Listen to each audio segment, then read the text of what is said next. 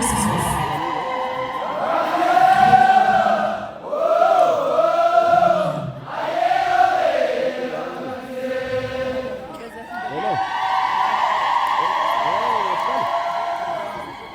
the entire songs, folklores, blessings to all people that exhibit workers, omnipotence, and demonstrate His Majesty by saying, we submit to you, worker.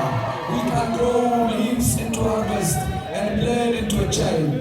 The Romo say, in order